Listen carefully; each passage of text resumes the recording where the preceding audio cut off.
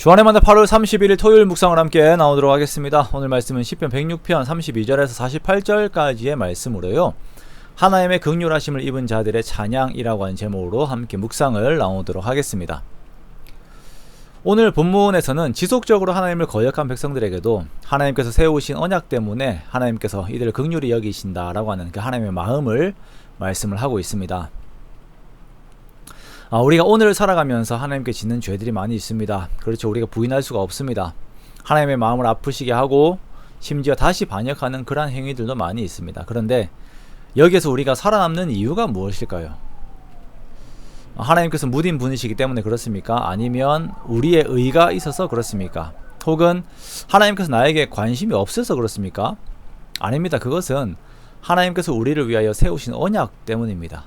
그리스도와 세우신 언약, 하나님께서 일방적으로 세우신 사랑의 언약 때문에 우리가 살아남아 있는 것입니다. 지속되는 시편 106편의 말씀에서는 이스라엘의 그 조상들의 죄를 계속적으로 고발을 하고 있지요. 그런데 이 죄에 대한 나열이 중요한 것이 아니라 이 모든 죄들을 참고 이기시면서 하나님의 선을 이루시는 하나님, 그리고 그 중심에 있는 하나님의 언약에 대한 말씀을 하시는 것이에요. 32절에서는 무리바 사건을 고발합니다. 무리바에서 백성들이 또한 모세를 격동하였습니다. 이때가 모세의 누이 미리암이 죽은 지 얼마 되지 않은 시간입니다. 자, 그러자 모세는 격동이 되어서 반석을 2번 치게 되죠. 결과적으로 백성들과 짐승들이 그 물을 마시게는 되지만 모세는 이 일로 인하여서 하나님의 징계를 받게 됩니다. 자, 그리고 이스라엘 백성들은 하나님께서 주신 약속의 땅을 더럽힙니다. 어제 본문인 24절에 보면 가나안 땅을 이제 기쁨의 땅이다 라고 표현을 하였습니다. 그런데 이스라엘 백성들은 이 땅에 대한 약속을 무시하였죠.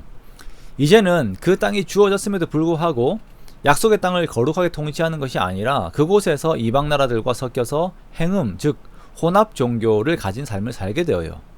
하나님과 이방의 신들을 함께 섬기는 것입니다. 그러다 보니까 하나님께서 금지하시지만 이방의 신들이 요구하는 것들이 있게 되죠. 그렇게 그것들이 부딪히게 될 때에 이방 신들의 요구를 따라가는 거예요. 하나님께서는 자녀들을 귀하게 여기라고 하셨는데 이방 신들의 가르침을 따라서 자녀들을 악귀의 희생 제물로 바칩니다. 무죄한 자기 자녀들의 피를 흘려서 가나안의 우상들에게 제사를 해요. 그러다 보니까 그 땅이 피로 더러워지는 것입니다. 이것은 필연적으로 하나님의 진노를 불러오게 됩니다.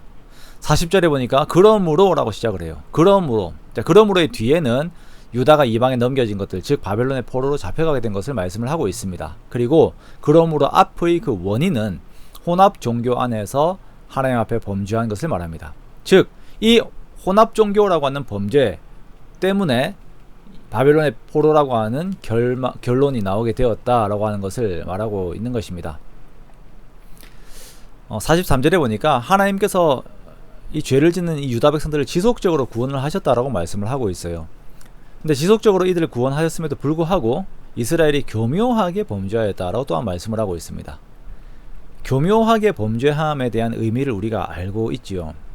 하나님께 마음을 정하여 두는 것이 아니라 여러 이유를 두면서 또 방법들을 두면서 알게 모르게 죄를 지어 나가는 것입니다. 그러나 하나님께서는 다 아세요. 그래서 결국은 하나님의 징벌의 도구인 바벨론의 압제속으로 들어가게 하시는 것입니다. 그런데 중요한 것은 하나님께서는 이 상황들 속에서도 여전히 이스라엘 백성들을 사랑하신다라는 것입니다. 45절에 보니까 그들을 위하여 그 언약을 기억하시고 라고 말씀하세요. 지속적으로 배반하는 백성들을 여전히 위하시는 하나님, 그러나 그러한 그들을 위하여서 하나님께서 세우신 언약을 기억하시는 하나님, 그리고 그 변하지 않으시는 거룩하신 속성 안에서 크신 인자하심을 따라 뜻을 돌이키시는 하나님께서 이 백성들에게 거룩히 여김을 받게 하신다라는 것입니다.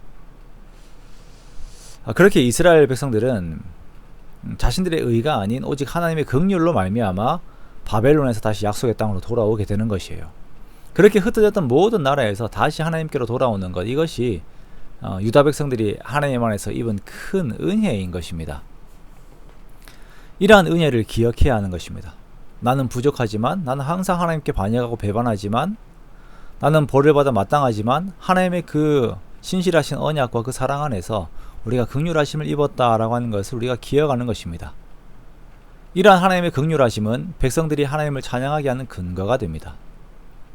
나를 향하신 그리고 우리를 향하신 하나님의 은혜를 기억하는 성도들은 항상 찬양이 그의 입술에 머물러 있어요. 그렇게 하나님을 높이고 하나님을 즐거워하고 찬송하기를 기뻐합니다. 사랑하는 성도 여러분, 우리의 모든 삶이 하나님의 크신 은혜에 대한 찬송으로 가득 채워진 삶이 되시기를 주님의 이름으로 축원합니다.